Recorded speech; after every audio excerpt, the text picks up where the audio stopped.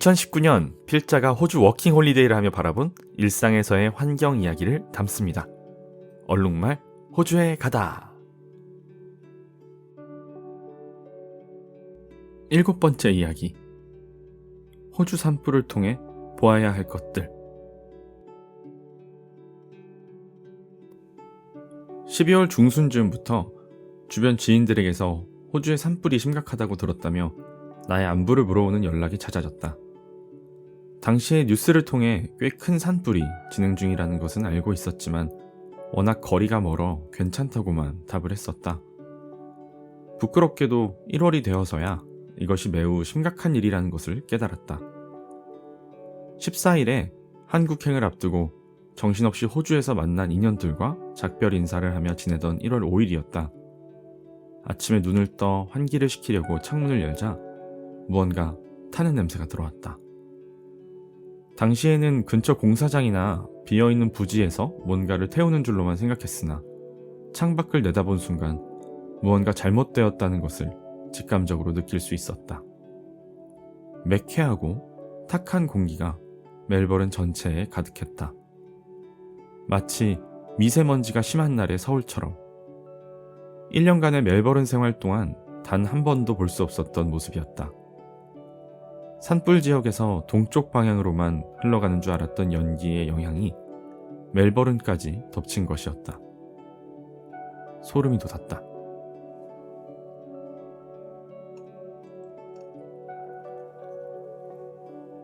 내가 지내던 외곽 지역을 포함해서 도심까지 상황은 전부 같았다.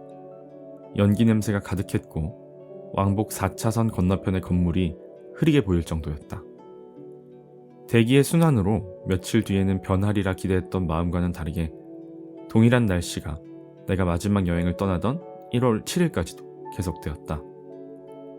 공항에서는 시야 문제로 결항이 되지 않을까 걱정이 될 정도였다. 호주에서 산불은 번개에 의한 점화로 자연 상태에서도 발생하며 매년 발생했던 일이다. 하지만 보통 며칠 혹은 길어야 한 달 이내에 불길을 잡을 수 있었던 근 몇 년과 최근 산불은 다르다. 이번 호주 남동부의 산불은 2019년 9월에 시작되어 지금까지 무려 4개월 이상 이어지고 있다. 1월 15일 정도에 남동부 전역에 비가 내려 불길이 좀 잦아들었다고 하지만 불길을 잡기에는 부족했다. BBC의 발표에 따르면 1천만 헥타르의 땅이 불탔다고 하는데 이는 남한 전체 면적과 같다. 화재로 인한 직접적 인명 및 재산 피해뿐만 아니라 추정치 최소 10억 마리 이상의 야생동물들의 사망과 동식물들의 서식지가 사라져 멸종위기에 놓였다. 또한 나무가 다 타버린 땅에 내린 비로 인하여 산사태 우려 및 오염수의 유입으로 인한 수중생물의 떼죽음, 그리고 대기오염으로 인한 피해도 무시할 수 없다. 매년 있었던 산불이 이번에는 왜 이렇게 거대한 재앙으로 변하게 되었을까? 이번 화재에서는 화재 저군이라는 새로운 기상현상이 나타났는데 거대한 화재가 발생시키는 연기구름은 비를 뿌릴 가능성은 낮으면서 번개를 떨어뜨리기에 방화선을 넘어 새로운 화재의 시작으로 연결된다. 이 낙뢰와 건조한 환경이 빠른 속도로 산불을 번지게 만든다. 하지만 화재 저군 또한 이번 산불에서 처음 관측된 것처럼 일정 이상의 규모에서만 발생하는 것이라면 무엇이 이번 호주의 산불을 일정 규모 이상으로 커지게 된 원인인지에 대한 의문이 남는다. 이는 기후변화와 관련이 있다. 호주의 남동부는 2019년 기상관측 이래 가장 건조한 1에서 8월을 기록할 만큼 역사상 가장 심한 가뭄을 겪고 있다. 피해 지역 중 많은 곳의 기온은 40도씨의 중반에 달하며 호주에서 가장 더운 시드니 교외 지역은 지난 4일 48.9도씨까지 기온이 올라갔다. 이 같은 지구온난화만이 이번 산불에 영향을 미친 것은 아니다. 이번 호주 화재가 발생하기 전 호주의 평균 기온 상승폭은 전 세계 평균 기온 상승폭보다 0.3도씨 높았다.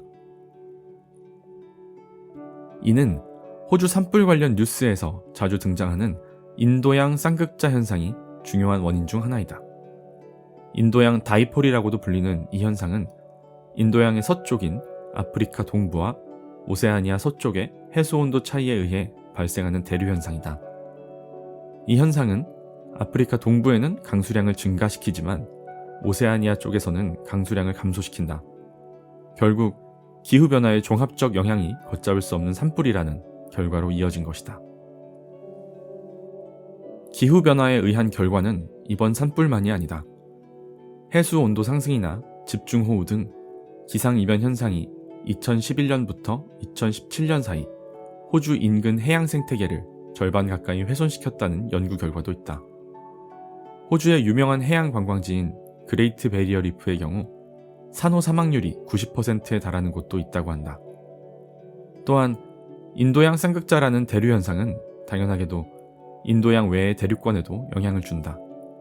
다시 말하면 지구 전체의 기후에도 영향을 준다는 것이다.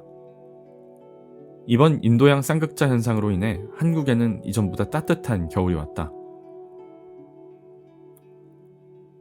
기후변화라는 말에 단순히 지구온난화만을 생각하며 녹아가는 빙하 위에 북극곰만을 떠올리는 것은 기후변화에 대한 지극히 일부만을 바라보는 것이다.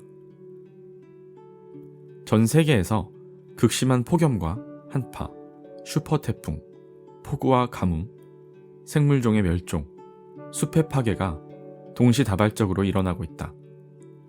또한 기후변화는 경제와 사회적 문제에도 영향을 준다.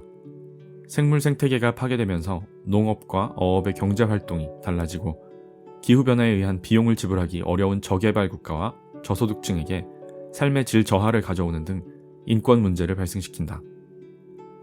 세계적으로 기후변화의 문제가 제기된 것은 최근 1, 2년 사이의 일이 아니다. 온실가스 감축에 대한 법적 구속력을 가지는 강도의 국제협약인 교토의정서가 1997년 채택된 것을 생각하면 전 세계가 이미 20여 년 전부터 기후변화의 심각성을 인지해왔다고 볼 수 있다. 하지만 기후변화 억제를 위한 인류의 노력은 아직 충분치 못하다.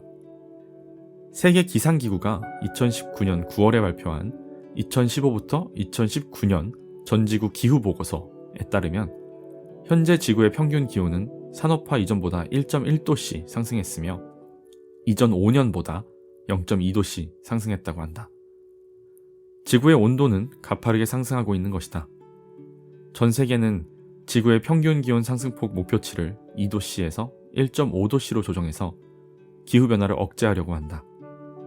하지만 전문가들에 따르면 2도씨에서 멈추려면 현재보다 3배의 노력이, 1.5도씨에서 멈추려면 현재보다 5배의 노력이 더 필요하다고 한다. 이제는 국제연합이, 정부가, 지방단체가 이 문제를 해결하기만을 기다릴 수는 없는 상황이다. 우리의 일상에서 변화를 시작해서 지방단체가, 정부가, 국제연합이 더 강력한 기후변화 억제 정책을 시행할 수 있게 움직여야 한다. 이것이 우리가 호주 산불을 통해 보아야 하는 우리의 모습이다.